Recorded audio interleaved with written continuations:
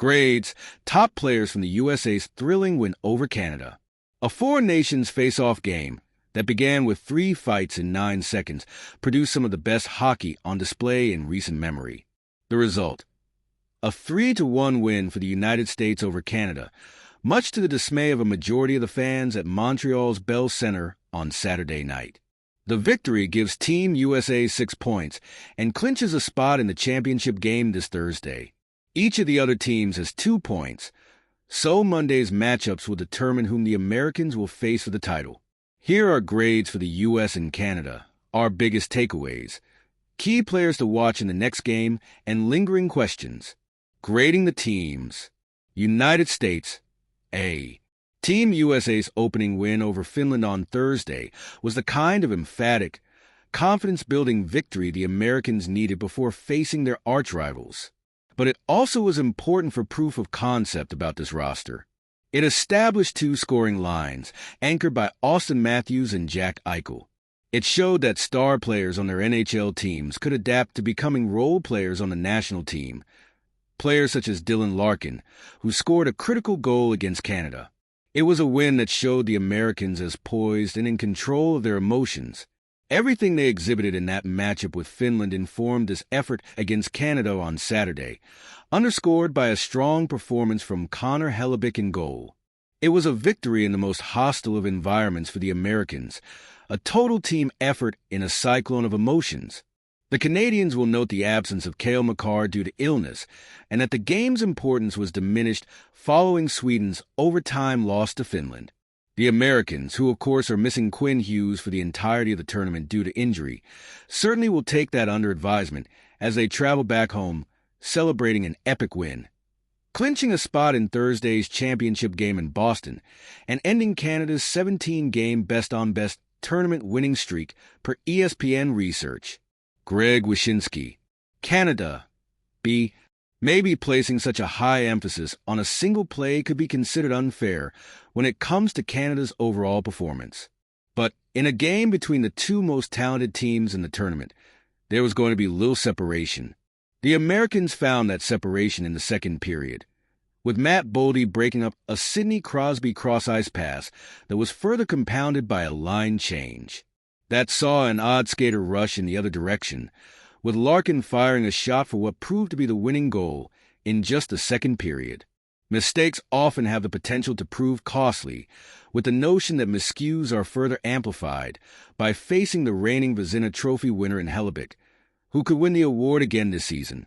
Even with the copious high-danger scoring chances Canada created later in the game, it wasn't enough to overcome the gaffe that led to the winning goal. Ryan S. Clark. What we learned. Hellebuyck answers the critics. Hellebuyck is considered the best goaltender in the world, having won the Vezina Trophy last season and the favorite to claim it again for the Winnipeg Jets this season. But the 31-year-old American has his detractors, who point to his lack of success when it matters most. In the Stanley Cup playoffs, he has a 33-49 career record in back-to-back first-round exits with a save percentage under .890. While some felt the goal he surrendered against Finland was specious, he was solid for the rest of the contest. Against Canada, he gave a goal to Connor McDavid on the rush. What NHL goalie hasn't? But was a formidable last line of defense the remainder of the way with 20 saves, coming up some big stops in the third period. Hellebuyck was one of the players in this tournament who needed a strong showing for his confidence and to cement himself as the starter for the 2026 Winter Olympics ahead of a very crowded field. So far, he is making a statement. Wyshynski. Canada found countermeasures, but still missed Makar. Even with Dallas Stars defenseman Thomas Harley on standby, there were questions that Canada needed to answer when it came to how it would effectively replace one of the game's best defensemen. Makar finished with a little more than 28 minutes of ice time in Canada's overtime win against Sweden. It was the most of any skater for either team. Makar's absence went beyond his ice time. It meant having to find someone who could operate on the first-team power play and penalty-killing units. Canada turned to Josh Morrissey to operate in Makar's place on the power play, only to finish 0-4-2. As for Harley, he would finish with 2 shots in 18:47 of ice time. It's not overstating it to say Canada needs Makar back for Monday's game against Finland. Clark, historic, chaotic start. Maybe it was the emotions of the rivalry manifesting in the only way they could have. Maybe it was the Florida Panthers' Matthew Tkachuk seeing Brandon Hagel, an NHL rival with the Tampa Bay Lightning, in the starting lineup and finding himself unable to do anything but drop the gloves, which was brother Brady Tkachuk's theory. Maybe it was the Tkachuk brothers honoring their dad, Keith, who held a share of the record for earliest fight in an NHL international game at 20 seconds during the 1996 World Cup of Hockey. That's a record that fights by the Tkachuks and JT Miller against Hagel, Sam Bennett, and Colton Parayko shattered. Whatever motivated 3 fights in the first 9 seconds of Saturday night's showdown, it turned a rivalry hockey game in a round-robin tournament into a cultural moment on Saturday night. People who don't talk about hockey were talking about hockey, which is what the NHL wanted out of this tournament, even if the catalyst for that spike in interest was something no one could have predicted. The best rivalry in hockey, United States versus Canada, just got better, with a return game potentially on tap next week.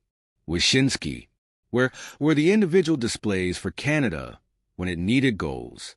Looking ahead to this game, there was a hearty debate over which side was more talented.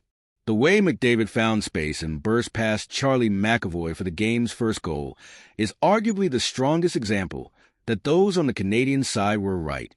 But outside of that lone moment, many of Canada's stars struggled to find the necessary openings that would allow them to utilize their talent. Perhaps the most evident example came in the third period, when reigning Hart Trophy winner Nathan MacKinnon used his speed on a zone entry only to rethink his approach once Jacob Slavin arrived to take away what appeared to be a path toward the net. Much of the frustration had to do with the Americans relying on a tight structure, which made finding those opportunities difficult until later in the third period. It amounted to Canada ending the night with 12 high-danger chances, according to Natural Stat Trick. That's more than the 10 high-danger chances it mustered against Sweden, but with fewer goals to show for it. Clark, players to watch. Jake Guentzel, F. United States. What a tournament for the Lightning winger. He had a goal and an assist against Finland, followed by 2 goals, including an empty netter against Canada. Guentzel has always had the reputation of rising to the occasion as a Stanley Cup playoff performer with the Pittsburgh Penguins and Carolina Hurricanes. He is the leader for tournament MVP. Wyshynski, Sam Reinhart, F. Canada.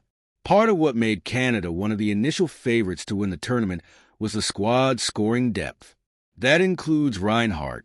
Since the 2022-23 season, only 5 players have scored more NHL goals than Reinhart, who is on pace to finish with more than 40 for a second straight campaign. But against the U.S., he finished with 0 goals on no shots, in the wake of a performance against Sweden in which he scored 0 goals on 3 shots. Clark, big questions for the next game. How do they approach a potentially meaningless game? The Americans already have qualified for Thursday's championship game. That they know. Who their opponents are is a mystery. Canada's game against Finland on Monday afternoon will determine whether the Canadians will punch their ticket for a rematch in the title game, or if Monday night's U.S.-Sweden contest carries any importance. Do the Americans play another goalie to give Hellebuck a rest? Does Matthew Tkachuk heal up from whatever was ailing him in the Canada game and give Chris Kreider his 4 Nations debut? All in all, these are good problems to have for tournament-leading Team USA. Wyshynski, can the space that eluded Canada against the U.S. be found against Finland? Much of what allowed the United States to have success against Canada was the ability to take away time and space, while also blocking shots and using a physical style by finishing with 30 hits. Could Finland look to employ a similar strategy on Monday when it faces Canada for a championship game berth on the line? Finland overcame giving up 6 goals in its first game to the U.S. by making it difficult for Sweden to find chances of any kind by taking away space. It's one of the major reasons Sweden finished with only 2 high-danger chances. If Finland employs a similar system, what adjustments will Canada have to make to force a rematch with the U.S. and avoid an earlier-than-expected exit?